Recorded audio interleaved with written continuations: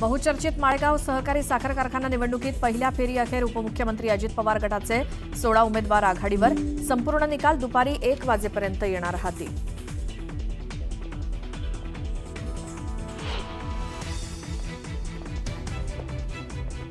मला असं वाटतं की पहिली, दुसरी, तिसरी, चौथीमध्ये हिंदी असू नये. हिंदीच्या मुद्द्यावर उपमुख्यमंत्री अजित पवारांची भूमिका स्पष्ट. प्राथमिक शाळेतील विद्यार्थ्यांवर भार टाकू नये अशी प्रतिक्रिया.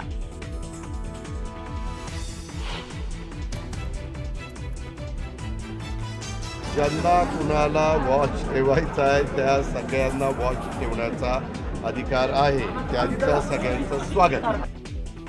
अजित पवारांच्या अर्थ खात्यावर मंत्र्यांना वॉच ठेवण्याच्या शिंदेंनी सूचना दिल्याची माहिती.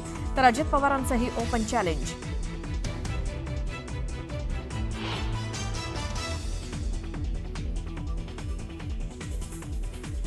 मशिदीवरील भोंग्याच्या मुद्द्यावरती अजित पवारांनी बोलावली बैठक. मुस्लिम समाजाचं शिष्टमंडळ, पोलीस महासंचालक आणि मुंबई पोलीस आयुक्त बैठकीला राहणार उपस्थित.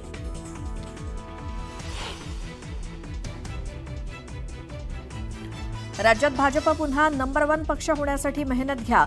वर्षावरील भाजप मंत्री आणि नेत्यांच्या बैठकीत मुख्यमंत्री देवेंद्र फडणवीसांच्या सूचना.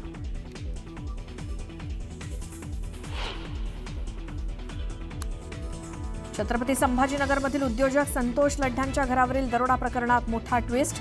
एन्काउंटर झालेल्या अमोल खोतकरच्या बहिणीला अटक. रोहिणीकडे सापडलं 22 तोळा सोनं आणि 7 जिवंत काडतुसं.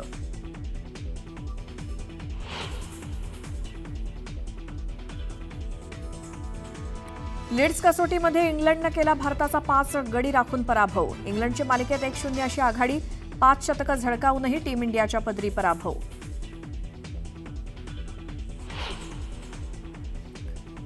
ऑपरेशन सिंधूरनंतर आज पहिल्यांदाच भारत आणि पाकिस्तानचे संरक्षण मंत्री येणार आमने-सामने.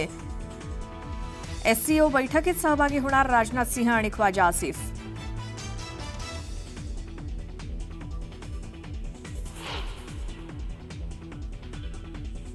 गुजरातच्या अनेक जिल्ह्यामध्ये पूरपरिस्थिती. सुरत, वापी, वलसाड, अरवल समवेत अनेक जिल्ह्यातील जनजीवन विस्कळीत.